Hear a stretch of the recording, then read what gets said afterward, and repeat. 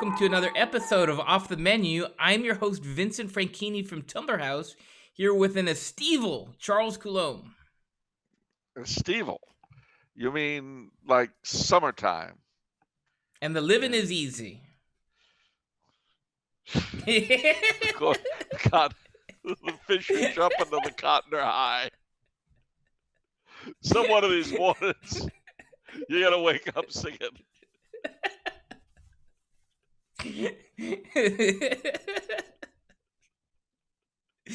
Roll out those hazy, lazy, crazy days of summer.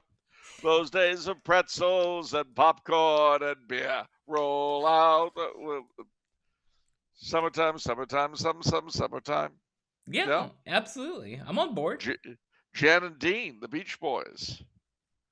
I wish they all could be California girls. I can't sing that around here. They'd get upset with me.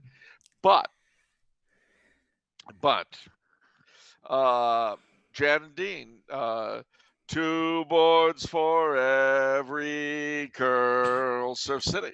Yeah. I used to think there was 2 boys for every girl, but it's 2 boards for every curl.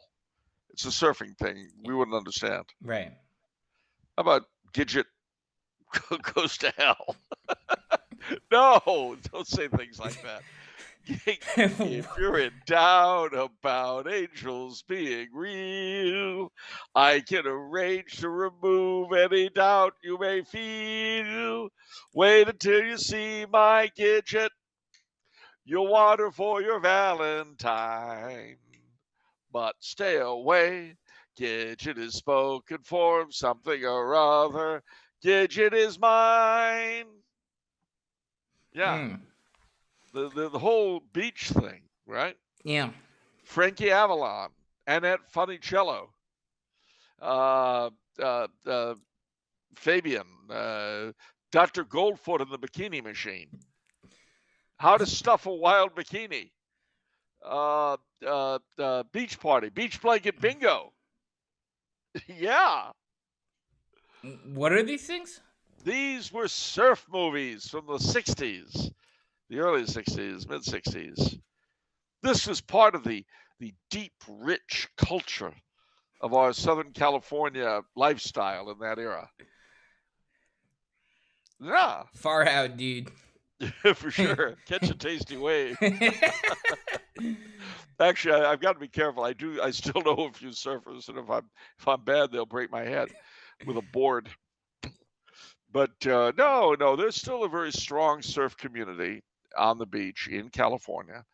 You can still go to not Venice Beach, but you can still go to Zuma and Doheny and Little Surfer Joe. That was another song from that era about a surfer who ends up joining the Marine Corps, and they cut his bushy hair, and Little Surfer Joe got cold.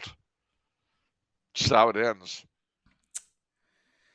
Yeah, so we're glad to be back. It's great to be back. I kind of, it has to come to an end. Obviously, part of the reason the break was the Tumblar House research and development, right? The fact finding, right? I mean, so it was hard to leave because we were getting so many ideas. There was so much innovation going on, but the problem with research and development needs funding. Right, so when the money dries up, the research goes out the window, and everybody hits the beach. Yeah, I know. But see, what I thought was interesting was that management all went on vacation, and the employees were stuck here estimating. Well, I mean, there's room and board in the Tumblar House Tower, right? Yeah, but people go into like they wove cocoons and sort of estimated. I thought that was very strange. I've never heard of people estimating before. I don't know how they did that. Estimating what? What do you mean? Estivating. Oh, estivating? What does that mean? Well, it's the summer version of hibernating.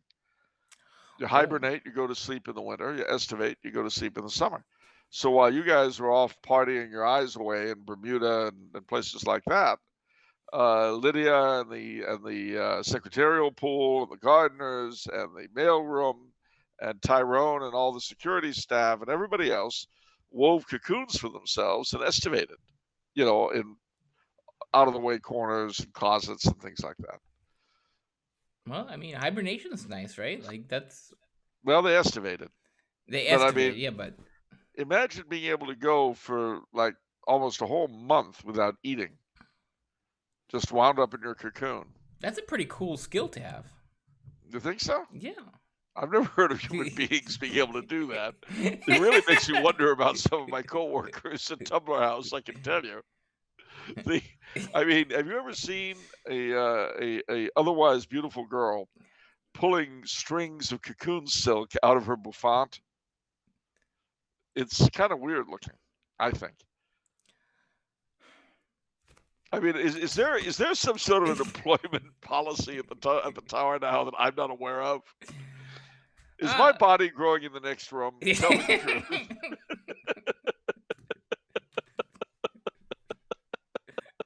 Are there pods all over the place coming out of the Tumblar House Tower, being sent all over the country? Did you strike some sort of a deal with whatever's on the 13th floor? Leave us alone and we'll let you conquer the world.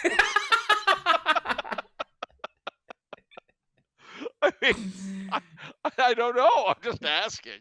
As a shop steward and union representative, I have to know these things. The union wants to know if we're all going to be replaced with alien lookalikes. We feel we have a right to know. Management has to answer these questions.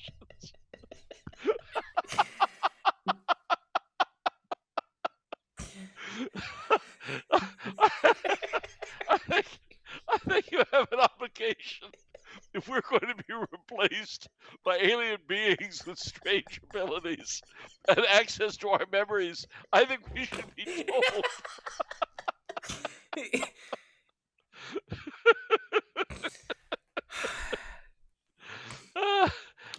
I mean, just as a question of labor relations, I would hate to have to take this to the Labor Relations Board and file an official complaint.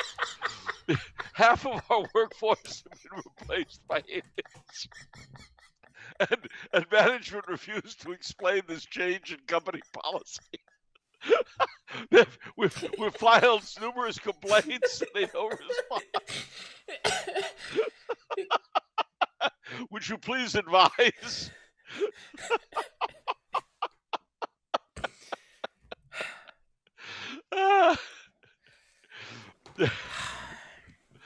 Are we feeling better now?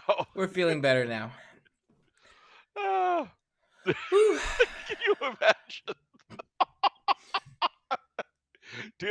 Dear Chairman of the Labor Relations Board, our branch of the Publishing Workers Union is having a difficulty.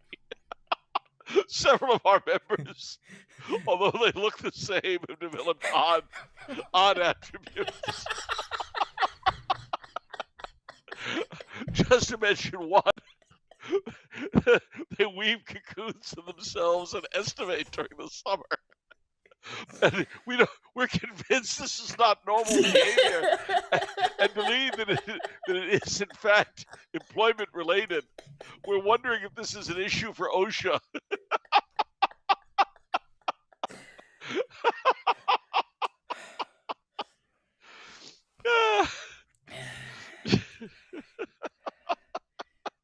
I can just imagine. Of course, you know the OSHA man comes out to inspect, right? He looks around. He goes up in the elevator. The next time we see him, I don't see a problem here. Everything looks fine to me. I'll go back and make a full report.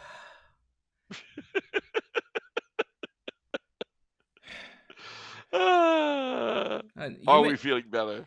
Yeah, but I mean, human resources obviously is tricky business. Especially if it's not entirely human. Some of those human resources can be replaced with something not of this earth. So let me tell you something, pal. I didn't go to college in Roswell, New Mexico for nothing. I learned a thing or two. Okay. You may think there's no big deal about a whole company full of workers estimating for the summer and wrapping themselves in cocoons, but I know there's Look something at suspicious. Charles. Just honestly, let sleeping dogs lie. It's not a problem, right? Let sleeping dogs estimate.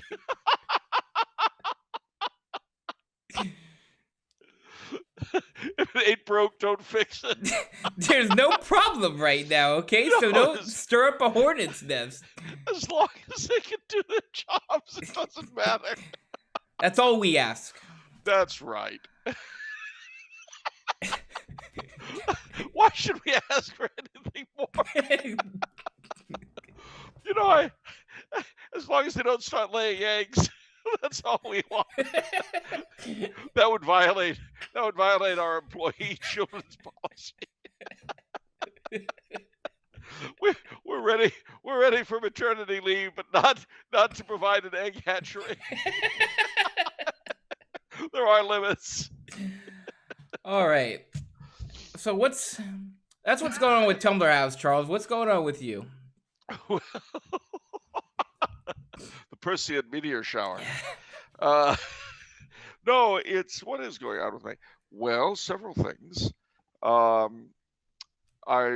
got back to Austria in one piece, but I had a wonderful 5-hour layover in Paris, and I took full advantage. I left the airport, got a taxi to my club, had one glass of champagne at the bar, then got another cab and went to the Chapel of the Miraculous Medal on the Rue de Bac, venerated the incorrupt body of St. Catherine Labouré and prayed to the Virgin of the Miraculous Medal, and then got another cab and went to Sacré-Cœur, prayed the Rosary in front of the Blessed Sacrament there, and toured around the beautiful. I mean, Sacré-Cœur is amazing. So is the Rue de Bac, but Sacré-Cœur is the expression of a very vibrant, militant, and dare I say it, masculine French Catholicism. And it really just did me a lot of good seeing it. The window with the papal zouaves and things like that, because they contributed a great deal to the spread of the devotion of the Sacred Heart. And then I got the cab back to the airport and flew to Vienna. I went to a Marian shrine last weekend called Maria Langek, which is very lovely. And I'm going to another one next weekend, Maria Pfarr, because Austria, like most Catholic European countries, has a lot of local Marian shrines. You'll never come to the end of them. There are tons of them. But they all have their own stories, their own legends, and they're really, really marvelous. Saw a lot of old friends when I got back here, and it was good being back. Yeah, so that's pretty much what I've done. A few more excursions lie ahead of me before school starts again on the 1st of October. One of which I'll tell you about later. Okay. But in September, I plan to go to the Latin Mass men's retreat in Denmark again, the second time, which I'm really looking forward to. So, life goes on. The beat goes on, as Sonny and Sharon inform us. Go. All right. Very good. So, State of the Week time. Okay. We have, just to do a tally here, we've done 17 State of the Weeks so far. So they are going quickly. Yeah, we're almost halfway through. All right. Today's State of the Week, Iowa. Well, now there is a state I know. Iowa became a state, if I remember correctly, I think in 1837 after the Black Hawk War. The capital is fabulous Des Moines, which has a beautiful Capitol building in it. But there's a lot more to see in Iowa than just Des Moines. The biggest metropolis in Iowa is Dubuque, which goes back to colonial days, its origins. It was settled by French Canadians, as a lot of the river towns were. But it's very little French influence today. It was named after a fur trader named Dubuque, French. It's one of the Quad Cities. There are 4 of them: 2 in Iowa, 2 in Minneapolis or Minnesota, rather. Iowa City is the location of the University of Iowa, and their central administration office is the first capital of Iowa. There's Lake Okeechobee. I can never get it right, but it's the Iowan Riviera. It's a big lake, big resort area. Lake Okoboja, I think. It's really quite nice. Though I've been there, and it's in summer. I mean, this big lake in the middle of the prairie. It's really wonderful. Then there is an extraordinarily remarkable town in Iowa, which people just don't give enough credit for being, and that is Pocahontas, Iowa, which not only has a beautiful county seat and a nearly empty but picturesque downtown, it has an Indian maiden as you come into town, who is that self-same Pocahontas, in case you didn't quite catch on to the gag. The other thing about Iowa, which it has in common with a lot of Midwestern states, but it's very, very much in my memory, is the courthouses. Every county seat has a usually very ornate old courthouse, late 19th, early 20th century, built to impress. Stained glass, marble, statues, really, really beautiful buildings and well worth seeing. Also, a lot of very lovely churches. Very ethnic, although, of course, after Vatican II, when people stopped going to church, you'd very often find these towns that have 2 or 3 Catholic churches for ethnic reasons. One of them would have to be shut down, or 2 of them. But that's Iowa. It's very, the people there pride themselves on being very plain spoken. They love their county fairs, very agricultural state. And all in all, a real pleasure to travel through.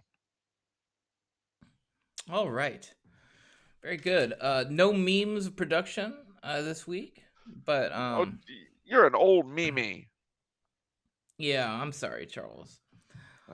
All right. All right, let's get right to it. First question is from Brandon, who says, Okay. Hello, Vincent and Charles. Is this from Washington?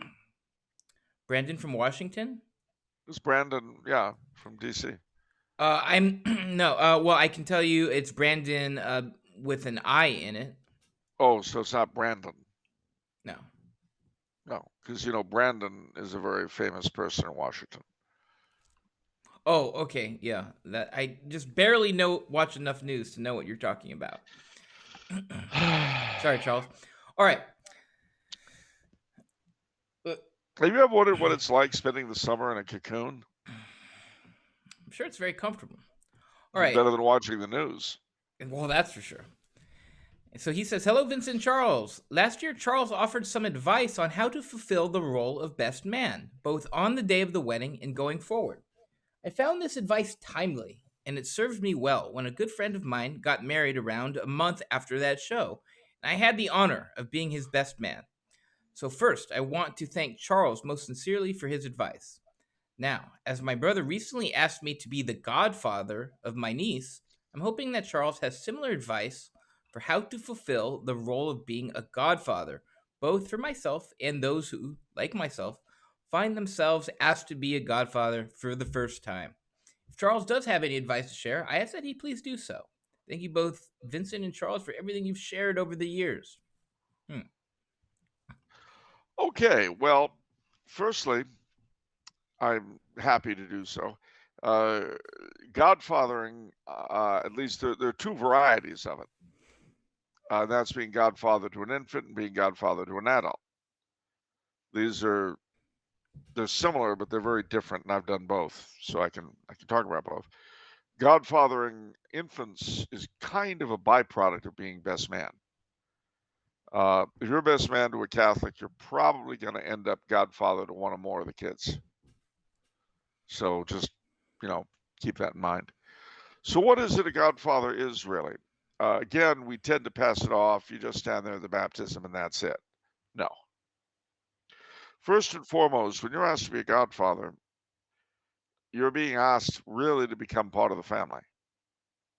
And you have certain duties with regard to the child that will last as long as both of you do. Now, you may not be in a position to exercise them. Sometimes you might have a falling out with the family. They may lose the faith. Sometimes a kid loses the faith and doesn't want anything to do with his family or you. I mean, all sorts of things can happen. But first and foremost, you have to pray for the kid as your own child for the rest of your life. If you have any influence on him or her, you've got to try to help them keep the faith. And if there are any lacks in what they're getting at home religiously, again, presuming you're in a position to, you've got to try to fill those up to where you can. Very typically also, if you're a godfather to a kid, it's presumed that if anything happens to the parents, you'll have something to do with the child's remaining upbringing, whatever is, required. It's a different thing if the parents die when the child is 2 as to when he's 18 or anywhere in between. Basically, it's very much like having a nephew or niece. Not quite so close, but close enough. And it does represent, as I say, a connection with that family that is sacred. In Catholic societies, it's a way of allying families. Compadrazgo, they call it in Spanish. When you become a godfather, very often a wealthy person in a given district will be godfather to a lot of the infants of the poor people around them. That's a sort of patronage. But that's if it's an infant or child. There's another kind of godfathering, which is the same in terms of standing godfather at the person's baptism, but they're adults. So you don't have to worry about their upbringing. You may have played a part in their conversion to the faith. You probably have, or they wouldn't have asked you to be godfather. But you still have a sort of paternal role to them as their mentor in the faith, and also as, if you're a good deal older than they are, sometimes as their mentors in life in general, depending again on who and what they are and who and what you are.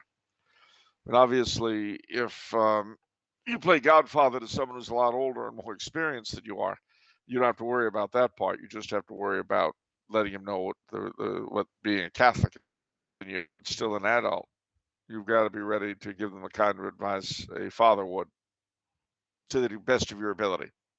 But again, this is a relationship that will last till one of you dies. And you have to take it very seriously. Don't just accept it because you think it'd be a nice thing, or, it's like a fashion accessory. It's a very, very serious undertaking. And I can tell you from personal experience that if you're not in a position to influence the upbringing of your godchildren, it's a terrible pain. So be very, very sure that the children will, in fact, be brought up Catholic, and that you'll be able to have access to them to the best of your ability before you say yes. Because otherwise, frankly, it's like having a child taken away from you. You have no influence, no ability, no nothing. And that's what it is to be a godfather. How many times over have you been a godfather? 23, but who's counting? Wow. Right, and so you're on some level fulfilling that role for 23 different people? About 3 of them, or four of them, I can't, for the reasons I've explained. Yeah. So 18 or But 19. But I mean, you're still in contact. I mean, like you're To a greater or lesser degree, yeah. Wow. Now, you know, I've been a best man 21 times. You know, I most recently in July, last July, a year ago, somebody got married. I don't remember. I don't quite remember who. That's funny because I think you would think So, you would know if you're the best man of your employer. oh, that's right. No, Right. I wasn't Steve's best man. Oh. Oh. Oh, you're But I am godfather to his 2 children. okay. I think you should be nicer to me and more respectful, Charles, because I have video of you doing the chicken dance and the hokey pokey. Okay, Oh yeah. so. Oh yeah. Let me tell you something. All right. You put your right hand in. You got it. You take your right hand out. You put your right hand in and you shake it all about. You do the hokey pokey and you turn yourself around. And that, my friend, that is what it's all about. Are you going to deny that? Seriously? Are you going to sit there and deny this to me? Yes. All right. All right. All right. Well, okay. You showed me.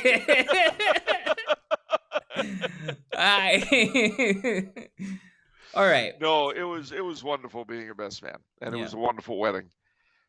I thought the whole notion of a Ringling Brothers theme wedding was a little odd, but you know, it's not for me to say. I mean, putting on that clown makeup was hard for me. I thought I looked ridiculous. All right, moving on. Gosh. You know, what I have never yet done is an all Elvis wedding. I hope you never do. All right. That's where everyone is dressed as Elvis. The minister, the bride, the groom, the witnesses, everybody. All right, we have a bunch of questions from Don from Florida. Okay. A fellow paisan. La Floride. He says, greetings and salutations, Don Vincenzo and Sir Charles. Please find the following questions for your consideration. Number 1. Living in Florida through the past 2 years has been particularly blessed under the leadership of Governor Ron DeSantis.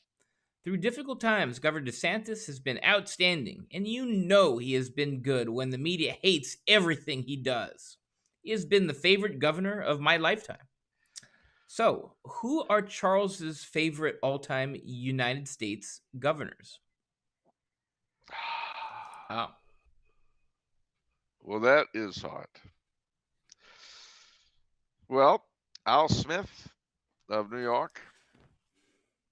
What was that for? I mean, okay, so let's break. No, that's fair. Al Smith, that's a good one. Let's break this up into 2 parts. Let's do like historical ones, but then let's do ones where you've actually lived under them. I know. It's a different situation, but let's do that. I know. I can see. See, I liked Reagan as president, but as governor, he brought abortion to California. Yeah. So I can't say I liked him as governor. Brown, father and son? No.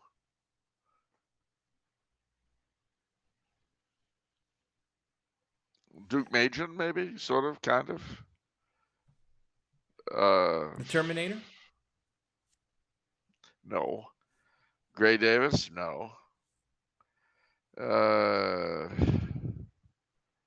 What about, let's throw you a lifeline. What about like when you guys lived in New York? They were not very stellar characters. The governor of New York when I was a kid, he was Nelson Rockefeller, and not a fan at all. You know, not only was he a Rockefeller, he was an adulterer. Okay. Yeah, it's very, very difficult because I mean, I know the current governor in Florida, the current governor in Oklahoma, but people I've lived under.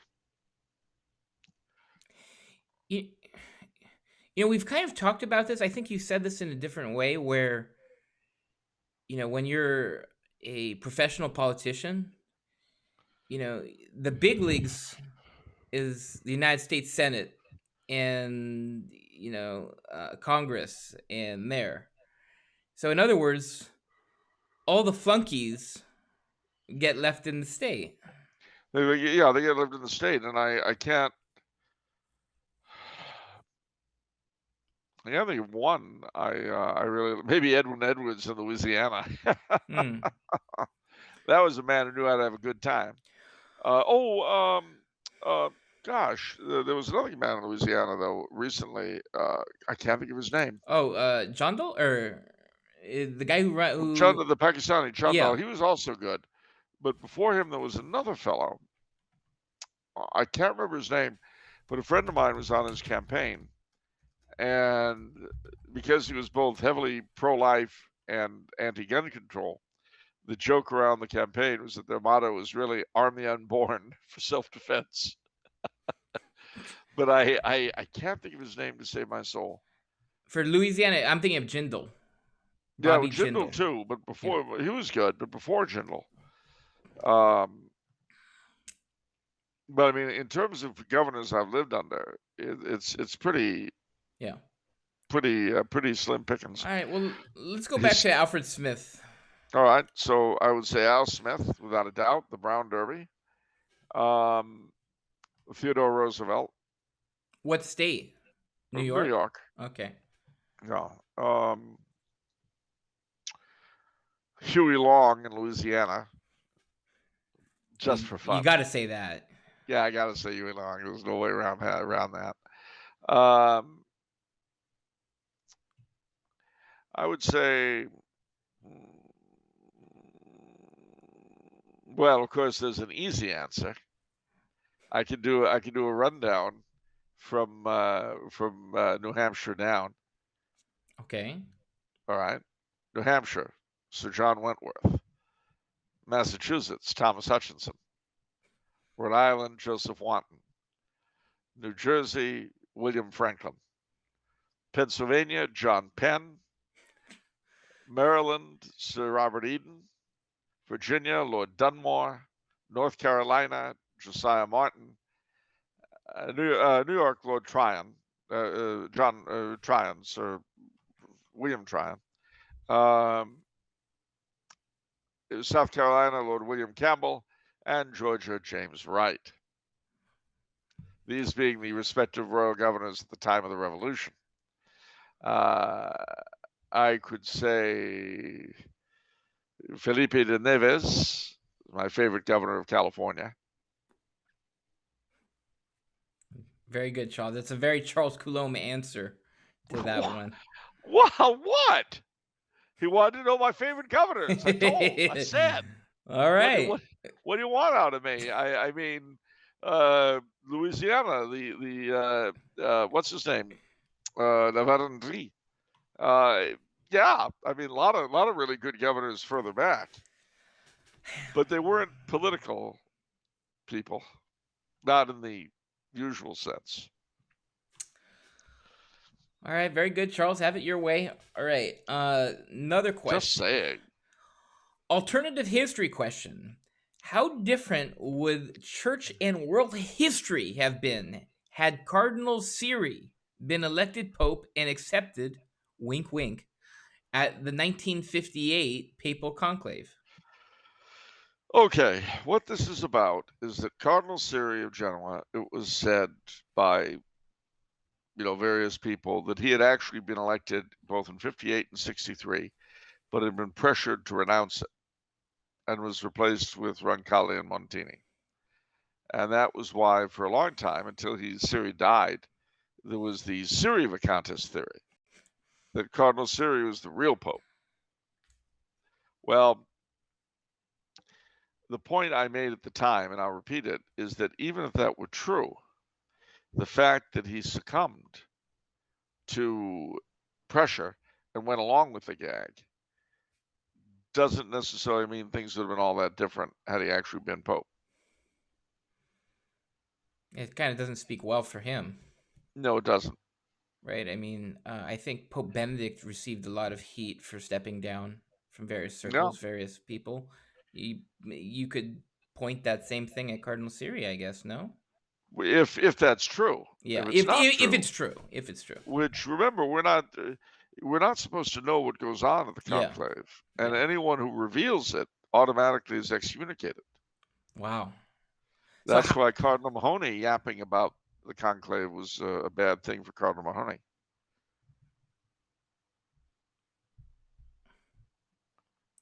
All right. So how But could? of course, the law is only worth its enforcement. Oh, it's not de facto. Well, no, I mean, if a law is not enforced,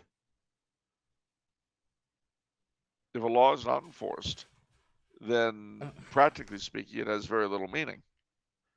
So, for instance, if you know, take as an example San Francisco.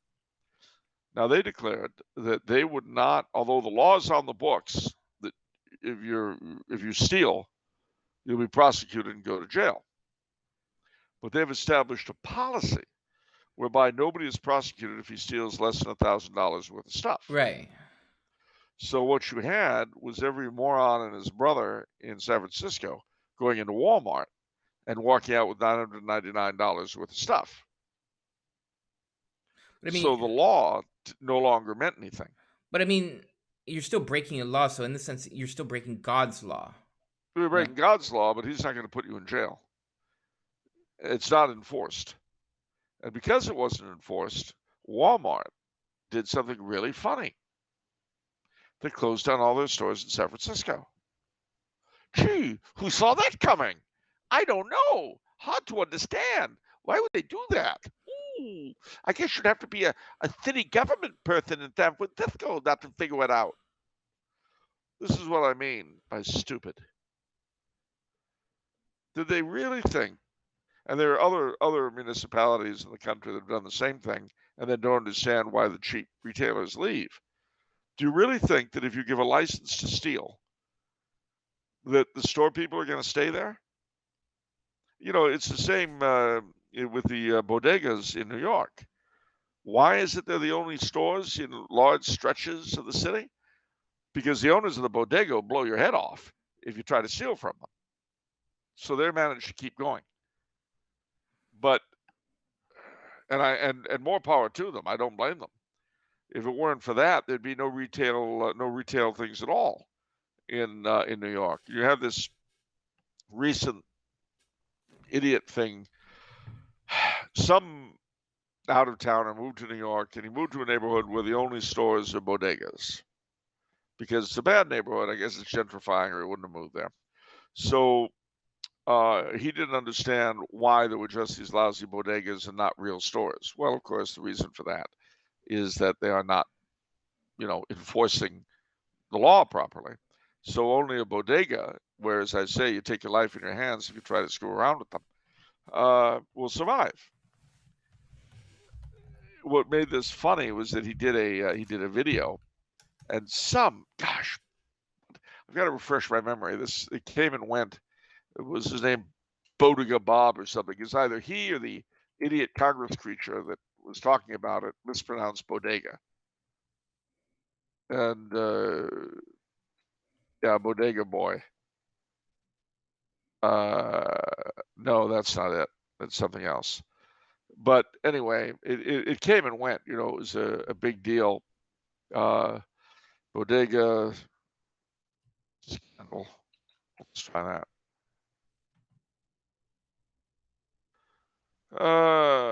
No. All right. Well, I can't find that. I don't remember the details anymore.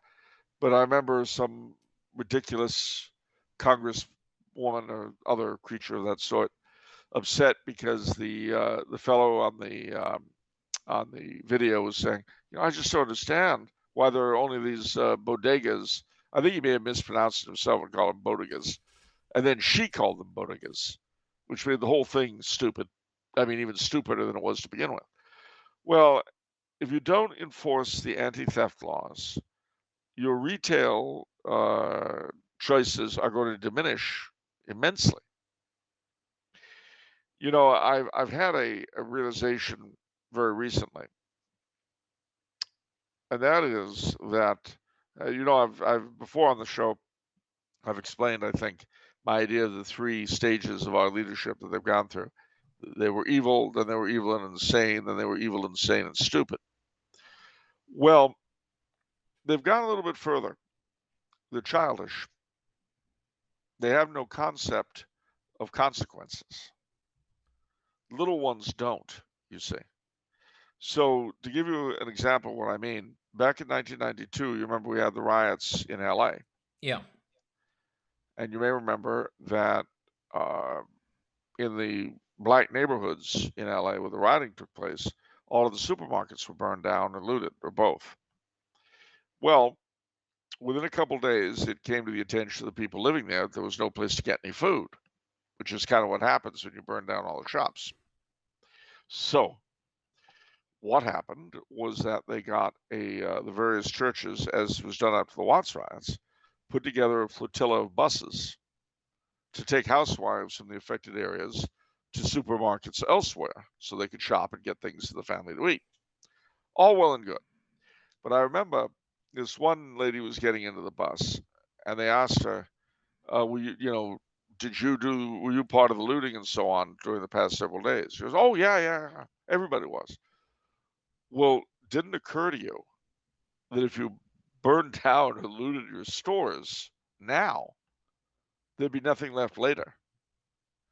And her response was classic. She said, oh, we didn't think about later. It was all about now. Okay. Well, see, that was the way a kind of silly rioter lady thought in 1992. Now, government people think that way.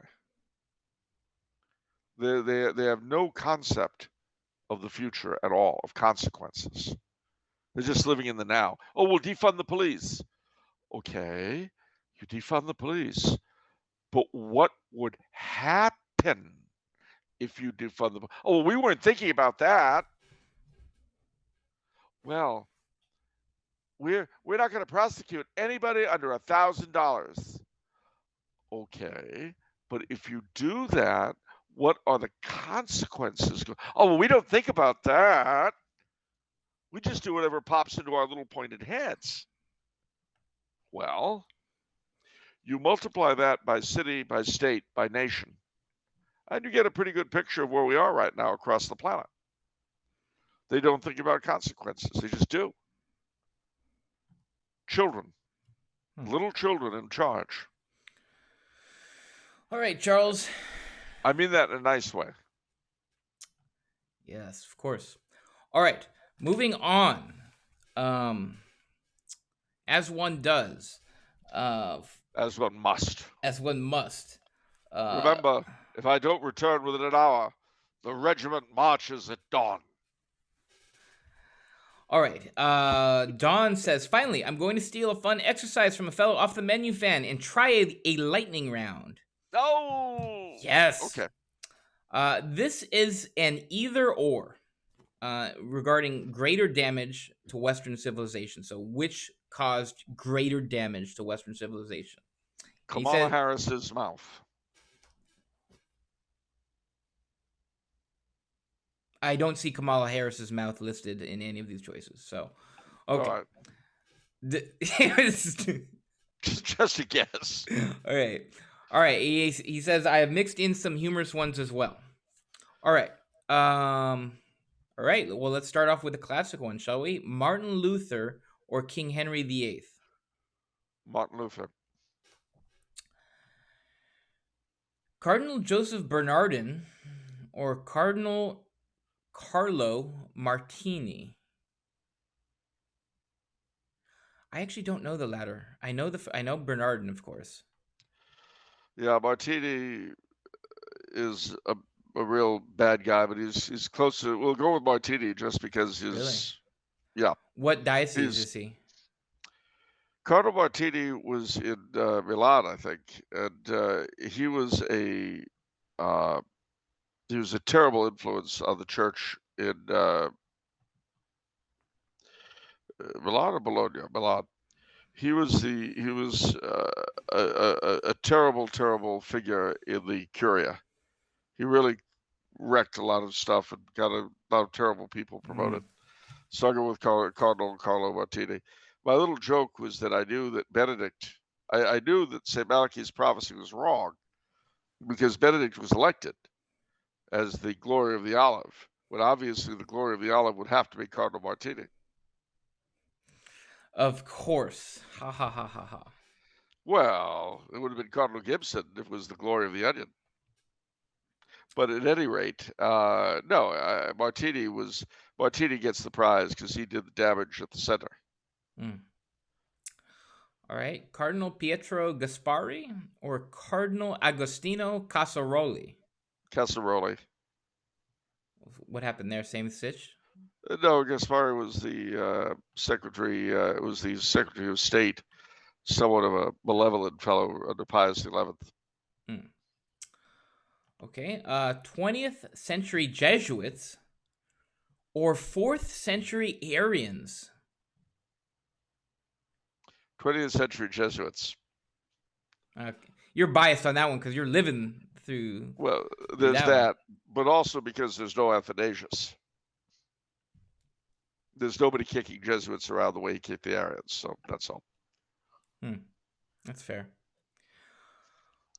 All right, so again, we didn't have an Arian Pope. We do have a Jesuit Pope.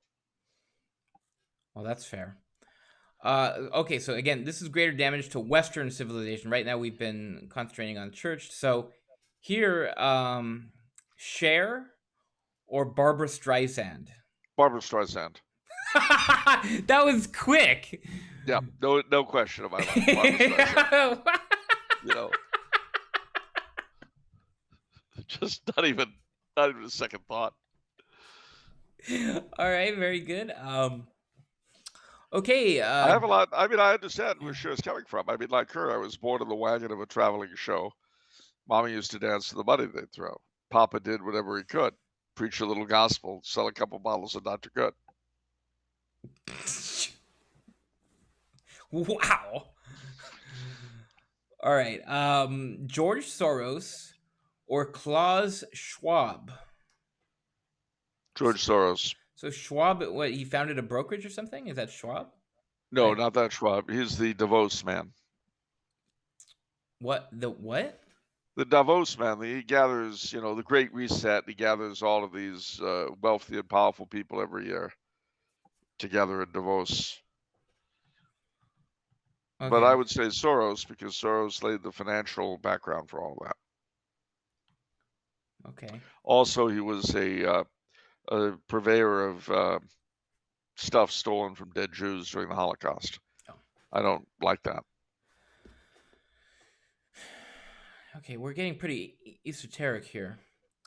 1967 Land O'Lakes Statement or 1930 Lambeth Conference? Oh, I don't. What's happening here, Charles? I'm lost. All right, the Land O'Lakes Conference was the one in which the major Catholic universities of the United States agreed to give up being Catholic in return for being academically respectable. It's kind of like a convent becoming a bordello. So then the Lambeth Conference is where the Anglican Communion reversed itself on birth control and accepted it. But there's no question there. I mean, nobody really cared what Lambeth did, but the Land O'Lakes was the Land O'Lakes. Wow. No way around it. Wow. Okay, I wonder if this is going to be a tough one. So Woodrow Wilson pitted against Barack Obama. Oh, Woodrow Wilson. Barack Obama was an amateur. Wow. Barack Obama, I mean, if he weren't still alive, we'd never think about him. Okay, so but this is Wilson's horror continued. Without Wilson, you wouldn't have had a Barack Obama. Okay, you might say Barack is his direct niece. All right, so the next one, I think it's going to be an obvious answer. So which one did more damage? Chow mein sandwiches or aspic? You know, that is a trick question, especially because these are two of the greatest culinary inventions that Americans have ever been fortunate enough to come up with. I can only say that I've never had them at one sitting. Because the kind of meals where you'll have a chow mein sandwich and not the kind of meals where you'll have aspic and vice versa. I abstain. The two goods, two obvious objective goods that would better mankind if given half well, and I'll half. answer it for you. Chow mein sandwiches because they live on. Aspic is dead. But chow mein sandwiches don't live tell on that to to wreak my their havoc. friend. I know your You don't friend tell that to carries. my I friend know Liz. she's carrying the flame. Well, not the flame exactly, but she's carrying the jello, as you might say.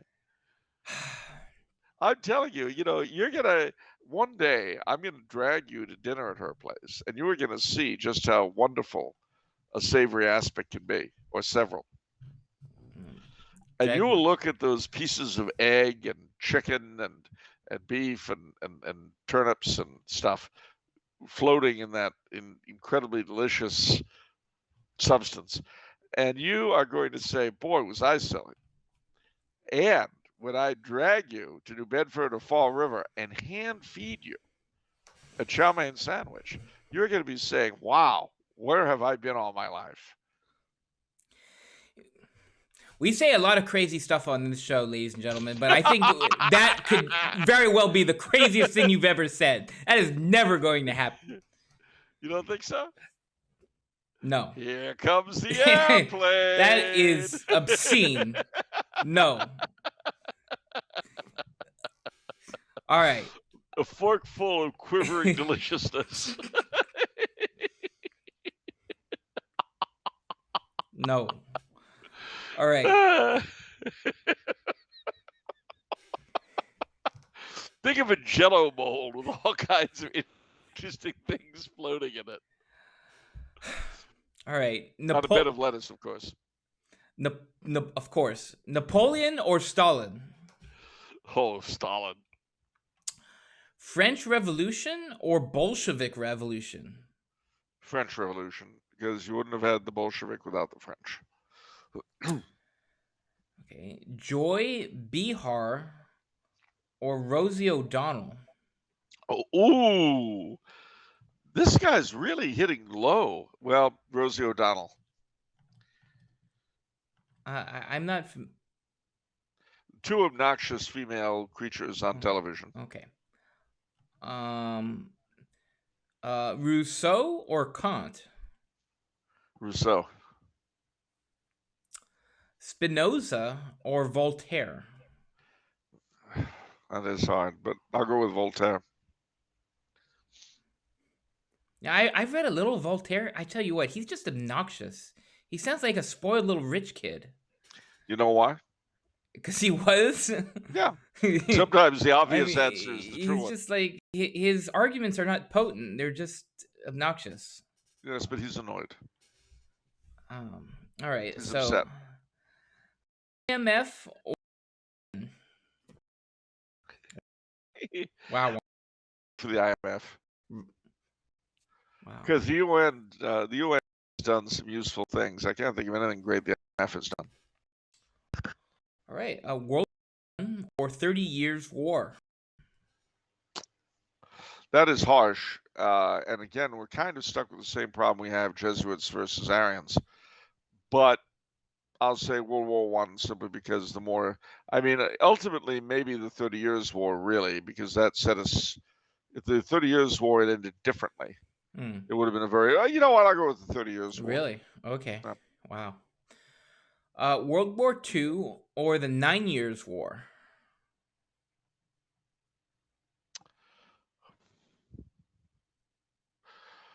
I'll go with World War II, but it is hard. Cincinnati chili or peanut butter and mayo sandwich? Peanut butter and mayo sandwich. I think he's missing banana in that. Yeah, he did. Yeah. He left the banana out. Yeah, of course you toe the line for your Cincinnati chili. All right. Yeah, I would. Who do you think? Listen, pal, you got your sponsors. I've got mine. All right. You didn't see the big game at the Cincinnati Stadium, did you? Uh-oh. No, I didn't. My picture appeared in Pinstripe, holding a big plate full of Cincinnati chili over spaghetti, saying, from Charles Coulombe, proud supporter of Cincinnati chili. Wow. Yeah, the Cincinnati fans were really, really excited. I didn't get paid anything, though. That's incredible, Charles. Kind of a waste of time, really, but never mind. All right. FDR or LBJ? FDR. CIA or MI6? Oh, CIA. National Institutes of Health or National Health Service? National Institute of Health, because they've got a much higher range than the British do. Eleanor Clift or Jane Fonda? Well, that's easy. Yeah, Jane Fonda. Yeah, I mean, Eleanor Clift is a honey. All right. Also, I've had a psychotic break. Francois Mitterrand or Pierre Trudeau? Oh, two men I love to hate. You know what? Just because of little Justine, I'll say Pierre. Because Mitterrand's family, thank God, are not in power anywhere. Whereas little Justine is the gift that keeps on giving. Clement Attlee or Harold Wilson? Clement Attlee. Treaty of Versailles or Yalta Conference? Versailles, because without Versailles, we wouldn't have had Yalta. Polyester or linoleum? Oh, polyester. Polyester. I mean, linoleum is annoying, but polyester, it was just. There's nothing worse than seeing a man consumed by flame because he flicks a cigarette on his double nuts. And it just explodes it explodes in flame. Brutalist architecture or abstract expressionism? They're both pretty awful, but I have to go with brutalist architecture simply because more people were made to suffer. You can avoid abstract expressionism if you want, but you're stuck with architecture. I guess so. That's a tough one. All right. And finally,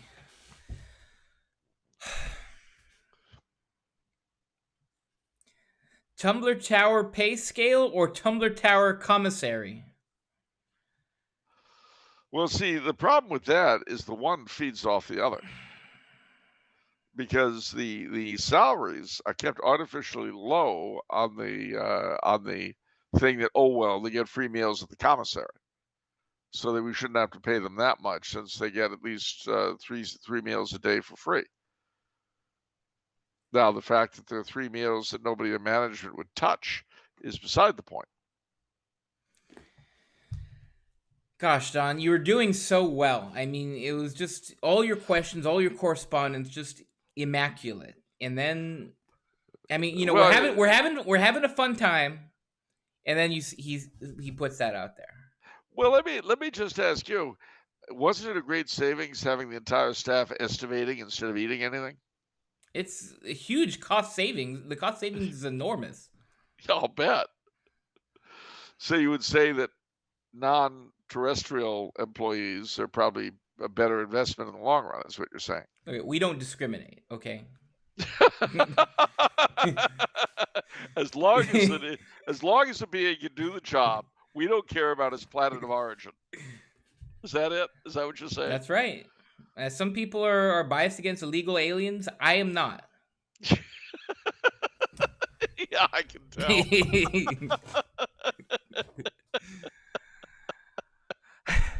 Oh man, Zantar thing from Venus. Where are you now?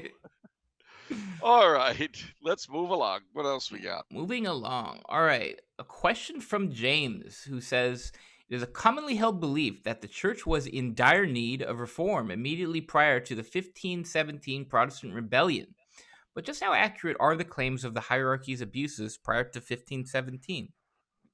Were the alleged abuses of the pre-Reformation hierarchy in the popular imagination, such as the sale of indulgences to bail grandma out of purgatory, the product of caricature by Protestant propagandists to the point of absurdity? Not entirely, sadly. There were a lot of abuses, which is why the Lateran Council was called by Pope Leo X in a, uh, as it turned out, unsuccessful attempt to put them down. You had a lot of different things going along that were not really very good. The sale of indulgences, though, I've got to make a point. That was a development, as you might say, in practice. Indulgences, remember, are remissions of the temporal sin due for whatever, the temporal punishment in purgatory, due for whatever it is you've done, for various prayers, various actions. And among those actions are pilgrimages. Well, one of the things that got added to that was working on churches or cathedrals. In other words, if you volunteered your time and labor to build a given cathedral or a given church, you get an indulgence for that, the same way you could for a pilgrimage or a prayer. But then they came up with the idea, well, if you made a cash sacrifice equivalently, that would do it. And then from there, it was an easy leap to quote unquote sale of indulgences. Today, of course, you can buy annulments, and I'd much rather buy an indulgence, but that's just me. There were other abuses. A lot of higher clergy, higher bishops, and so on didn't dress as clerics. They didn't act as clerics. A lot of them had mistresses. There were a number of problems, without a doubt. Nothing as bad, perhaps, as what we're seeing today. But, and certainly nothing to justify withdrawing from the church any more than anything we're seeing today is justification for it. This leads into a tangential question from me, impromptu. So I'm really, I've looked into indulgences a lot. I'm really into indulgences and earning them because this is what the church prescribes. Prayers are indulgence because this is what the church Yep. wants you to do. Yep. And so a couple Christmases ago, I had asked for the Recolta, and I got the Recolta, and that is a list of prayers that are indulgenced. And then I think last Christmas I got the Enchiridion of Enchiridion indulgence. Symbolorum, yeah. So Not I don't. Symbolorum, the Enchiridion Indulgentiarum. So what I read from that, as I understood it, was from Vatican II and Paul VI. And I'm hoping I missed something, or maybe I missed something. I want to clarify. What it seemed to say was that basically they cleaned the slate of indulgence prayers in because they didn't want sort of a mechanical sort of say the right words and focus on the object, and they wanted to bring about sort of an I guess a mentality like of humility, of charity, of Too bad they didn't start with themselves, isn't it? so I think they use the term general indulgences. So it's like you get a partial indulgence if when you give something up, and or when you're undergoing a hardship and you make an effort to trust in God, you make some sort of holy thought or prayer. No. Now, did that actually happen, as I have said, where they just sort of wipe the slate clean and then they've got these sort of four general things here? They tried to sort of restructure it the way they tried to restructure everything, and there was certain elements in it that weren't bad. Yeah, I understood what they tried to do. I just wish they didn't wipe everything too. Like no. I mean, those prayers still exist, and obviously, if you pray them, you'll get graces, so they wouldn't have been pulled out in the first place. Yeah. Part of the problem at that time was that they had to play with everything, with the calendar, with the shape of vestments, nothing could be left alone. Well, I didn't like the way it was sort of announced, or at least the way I read it. The tone was sort of like, we're so much smarter now. That Like this stuff was, it had a good intention, but it didn't do the right thing. So now we're gonna do the right thing, and I tell you what, that rubbed me the wrong way. well, with good reason, it rubbed me the wrong way when it was happening because the idea was that these people who had certainly not demonstrated it Yeah, knew better than those who came before us. yeah, But you have the same tone down to the present day. It was mitigated to a great deal under Benedict and to some degree under John Paul II. But today it's that same nasty, we know it all tone that runs through everything. And, it's you often heard under John Paul II in particular, the council didn't go far enough. Well, now they're trying, the elderly old ladies of all genders who are running the show are trying to accomplish what they felt was not accomplished then, which is to recreate the church after their own image. Well, what makes it even worse is that the people who originally came up with all of these changes, they were well trained. They knew the Latin, the Greek. There were people who had had educations and also had lives of sorts, often having lived through the 2 world wars and so on. But their younger henchmen that they used to smash things, these are the people who have grown into the elderly folk running the show now. And although they've got the nastiness and insistence of their mentors, they lack the brains. They lack the knowledge. They just know what they want to do and they're going to do it. And it doesn't matter what the law is. It doesn't matter what common decency is. They're going to do what they're going to do. And if you don't like it, out of the way, moron. Of course, the problem is they're not 27 anymore. They're closer to 87. Yeah. And they're ridiculous. So, I mean, to my question, I truly want to know, what's the authority on indulgences now? I mean, did I read is that Enchiridion authoritative? I don't understand. That is a question, frankly, that I'm afraid we'll have to leave for some other time and place when the Holy See gets its head screwed on. What I would say is anything you see in the Enchiridion as indulgence, do. Anything you see in the Reculta, say. And leave it up to God. Okay. Because I thought Scott Hahn said you actually have to ask for, well, I guess in the beginning of the day, whatever, indulgences, I've merited. Okay. You have to ask for them. You've got to ask for them. You got to do the prescribed things. You got to pray for the Holy Father. You've got to go to confession and communion with the intention of getting the indulgence. Yeah. That none of that's changed in either the Enchiridion or the Reculta. It's all the same. Okay. But see, they made problems where there was no reason to make them. Yeah. And it kind of makes me giggle, when they would talk about trying to raise the level of humility and charity in the laity. They probably should have started with themselves and given us an example. That might have helped. But maybe I'm bitter because I remember it all and I lived through it. Maybe that's it. It's possible.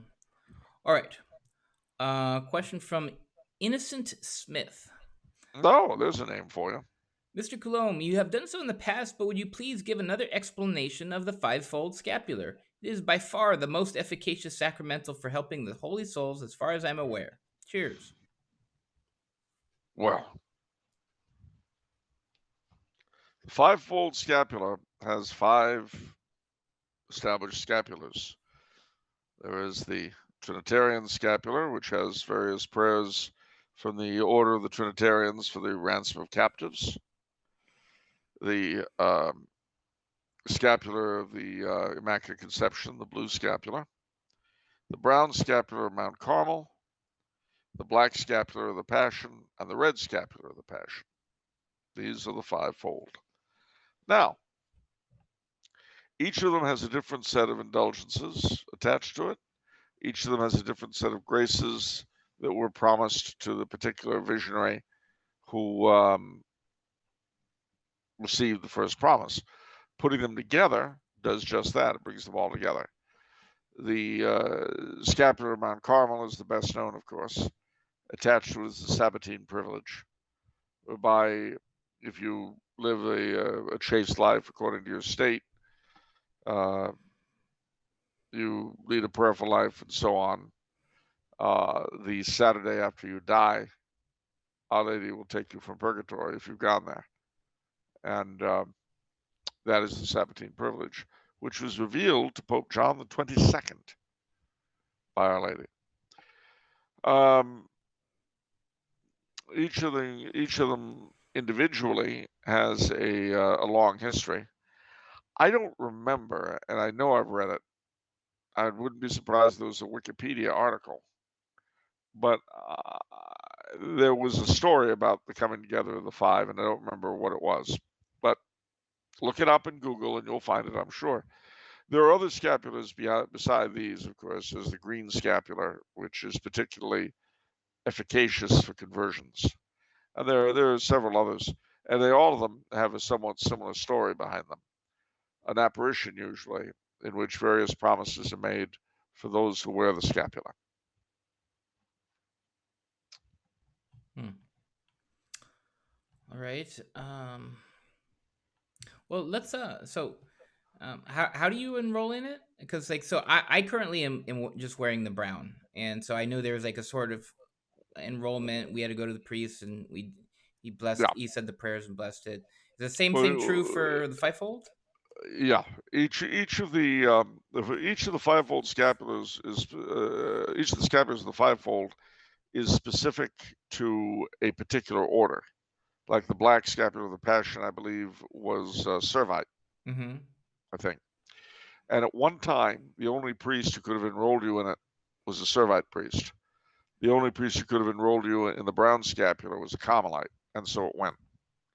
But over time, this was expanded. Now any priest can enroll you in all five. Usually, the fivefold will come, and I know I hate to sound like a plug, but the Rose Scapular Company in Ventura make them, and they include with the fivefold scapular the formula for the enrollment in each of the five. So if you get that from them, I don't know how it is for others, but if you get that from them, everyone they sell has the paperwork with the prayers. You take it to any priest you want, and he can enroll you in all five at once. All right. I kind of want to make the jump, but I just haven't. I'm so attached to my brown scapular, but obviously it's brown scapular plus. And I also give the green scapular to people who, can't, kind of don't wear it, but, the green scapular's power is you put it in their house, and it doesn't need to be worn. It just needs to be left around somewhere. So,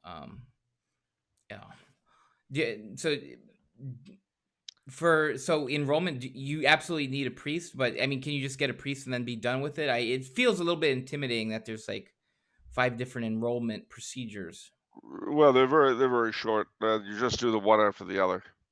It's not going to take all day. Okay.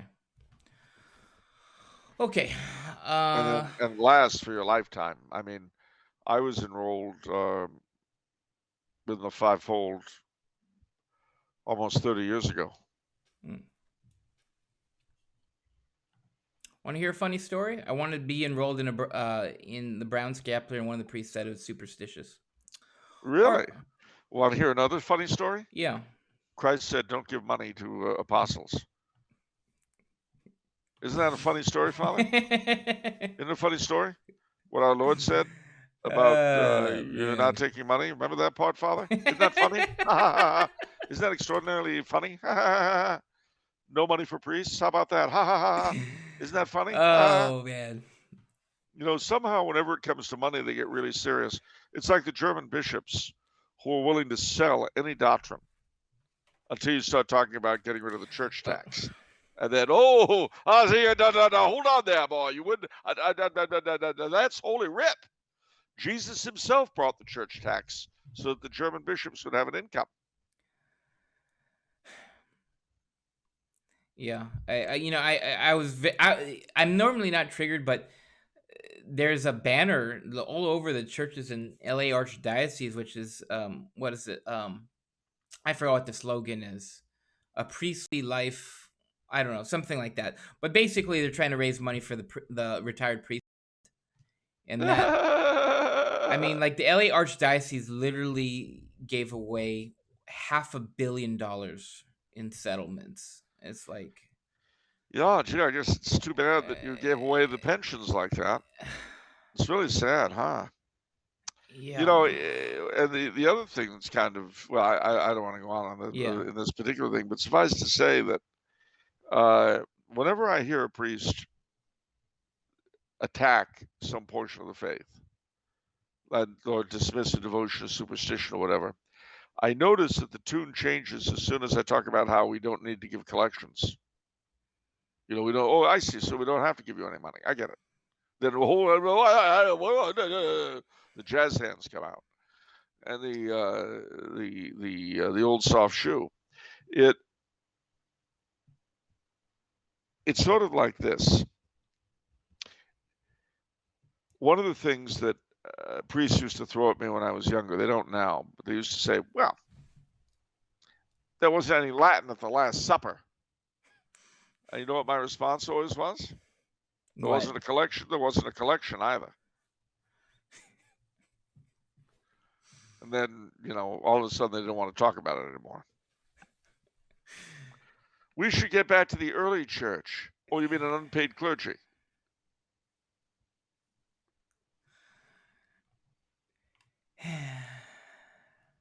Quiets them down every time. All right. Let's see here. They definitely wouldn't be Franciscans in the beginning. I'll tell you that right now. No. Although that, of course, is one of the three secrets of the church, you know, that only God himself knows the answer to. You've heard this? I think so, but say it. Well, the first is, where do the Franciscans get their money? The second is, just how many orders of nuns are there? And the third is, what does any Jesuit believe on any given point?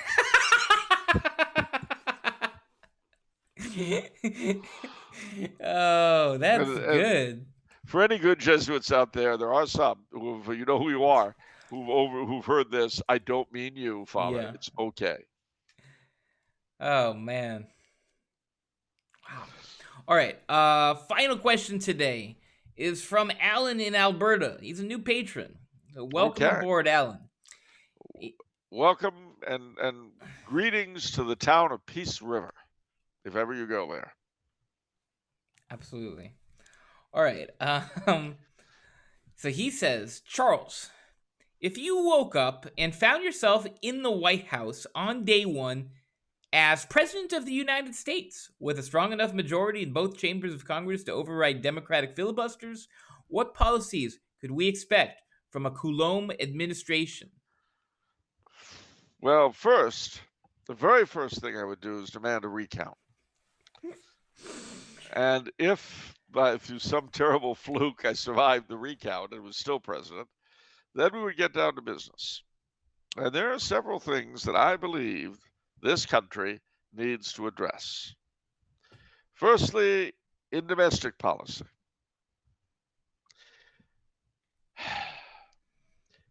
I believe that the entire structure of the income tax has to be dealt with. The fact that we are hiring 87,000 more agents to spy on our citizens is insanity. I would replace the income tax with a federal sales tax.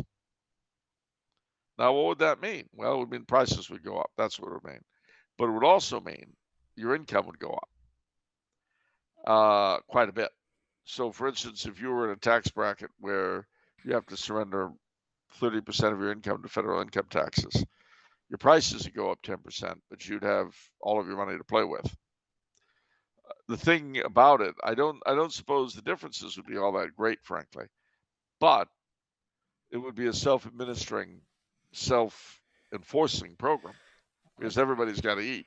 Well, and okay, it's kind of hard. You kind of have to collect too, right? Because the businesses are taking it in, but they also have to pay it. So, and they're potentially cheating on that too.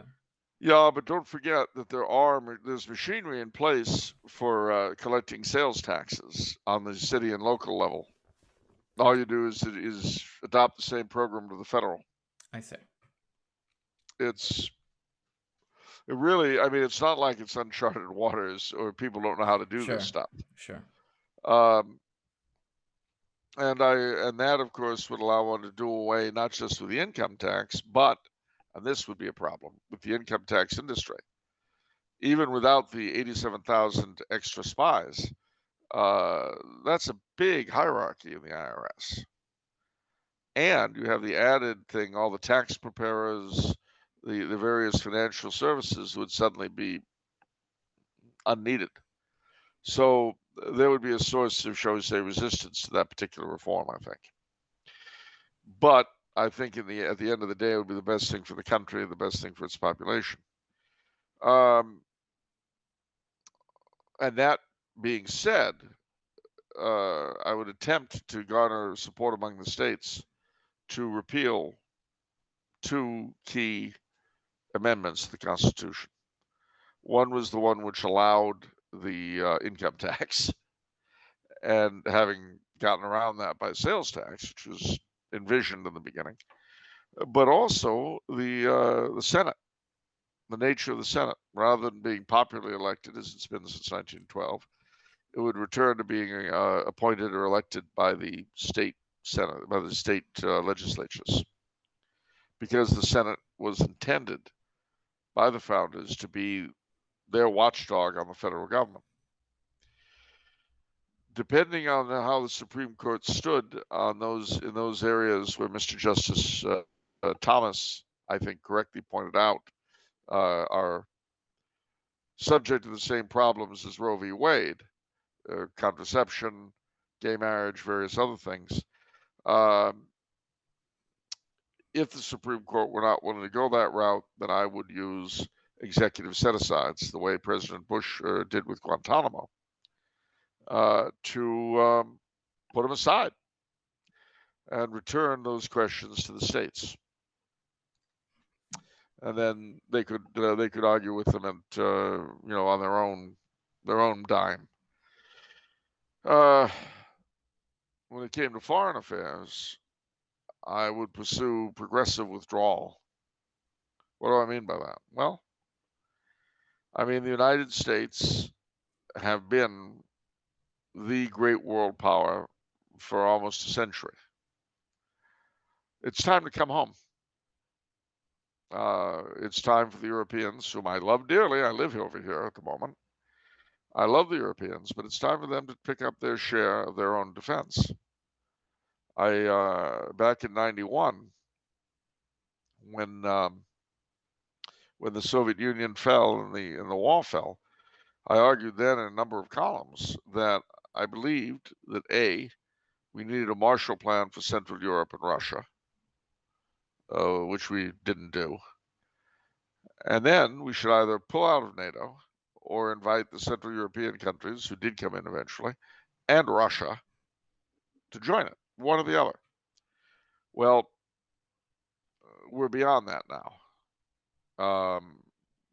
But I think if Western Europe is keen, and Central Europe are keen on keeping the Russians at bay, well, they need to do something about that, don't they? We have spent God knows how many lives, to say nothing of how many millions and millions of dollars, keeping the world safe for democracy. It's not our role. Our role is to make the United States as secure and safe and decent a country as it can be. And one way that successive administrations have avoided looking at who we are and how we are and as we are is by maintaining this direction outward. And this is interesting considering that most of us don't know anything about overseas anyway.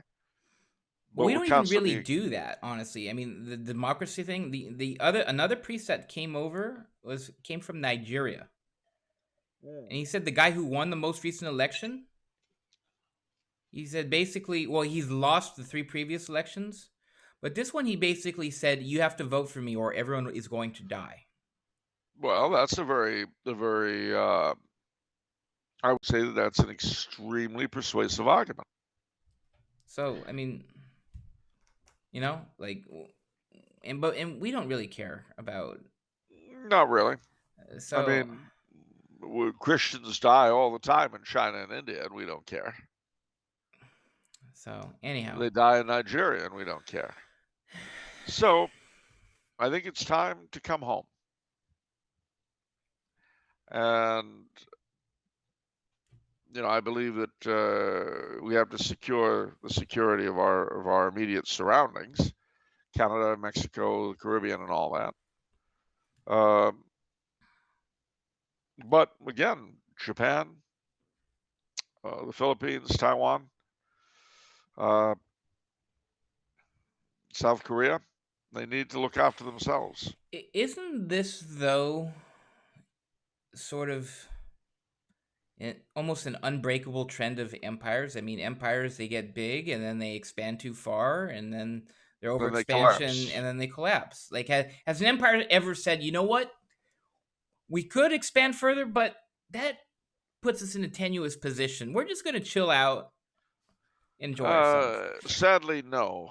But you've got to remember that the United States have always liked to pretend that we aren't an empire. Yeah. And so, what I would attempt to do is to make the pretense reality. How well I'd succeed, I have no idea. I'm also not much of an economist. So, but I do know that the federal government is certainly far too big. The state governments really need to take over a lot more of the federal role. And again, the federal role, there are some things that the feds do very well. The national park system, the military, the Navy.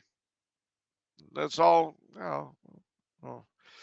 And I neglected one important thing, and that's to purge every drop of wokery out of our federal government, and to assist the rest of the country in recovering from wokery. I would end federal subsidies to any educational institution that was infected with it. Well, it's better than denying free lunches to schools where they won't let the boys go into the girls' room. Yeah. You know what happened that one time when that fellow dressed like Winston Churchill went into the girls' room? Yeah. That was a terrible scandal. It was the cigar that really, I think, upset people more than anything else, the fact that he was smoking on campus. At any rate, there'd be no federal funding for abortion or contraception or for and the federal definition of marriage would revert to what the Marriage Act has it, a man and a woman, which means if you wanted, extra federal aid, guess what? You would have to be married. Now, again, I would also try to bring about conditions whereby marriage was a better idea, a better move for young people and so forth.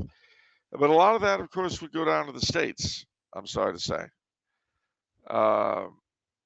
You look at states like New York or Massachusetts, whose property taxes are so high that young people can't even dream of having homes of their own. Well, that's dooming themselves to not have another generation because their young people will leave for places where they have some opportunity. What I could do in circumstances like that is indicate to the states that they're not going to be bailed out.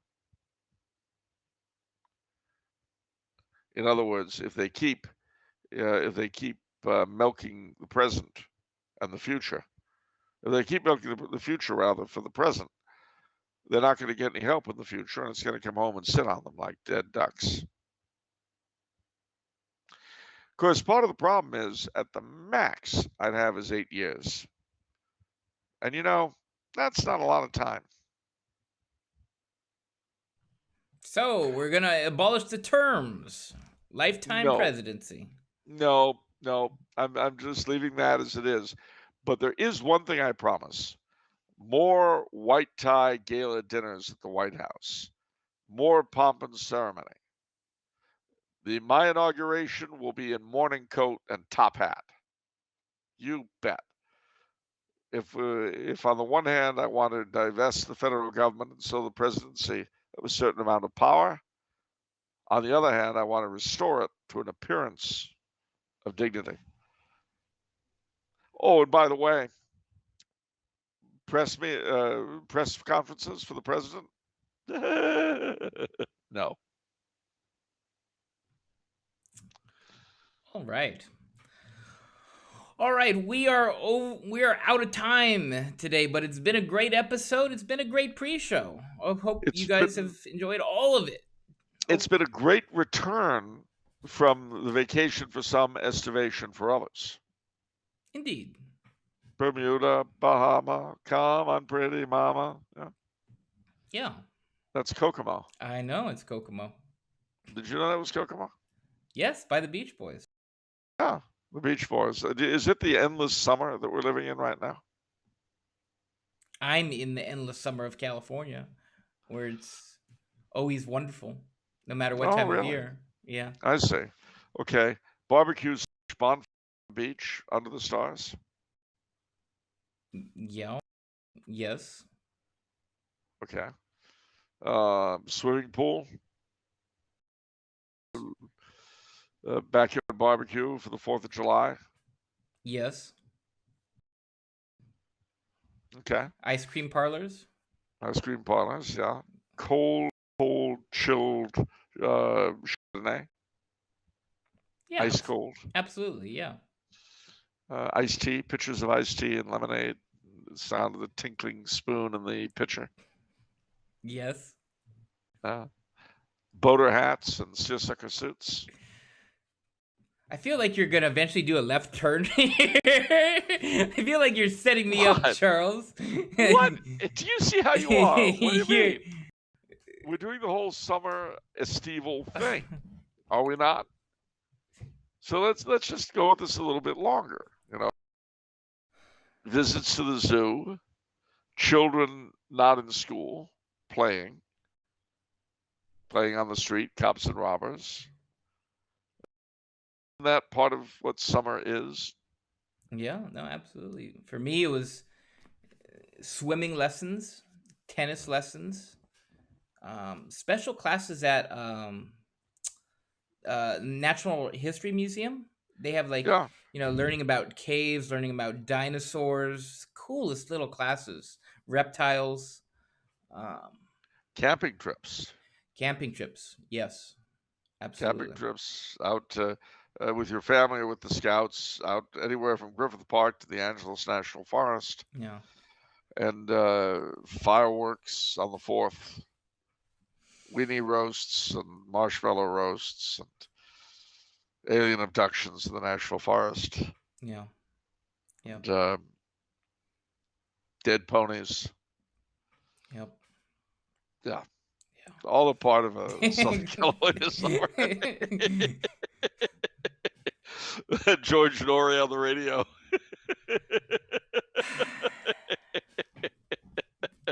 Strange lights in the sky. All right, that's going to do it for the show, everyone, before we descend fully into madness. Madness. Acceptance. All right, let me ask you a question then, smart guy. Okay. You ready? Ready.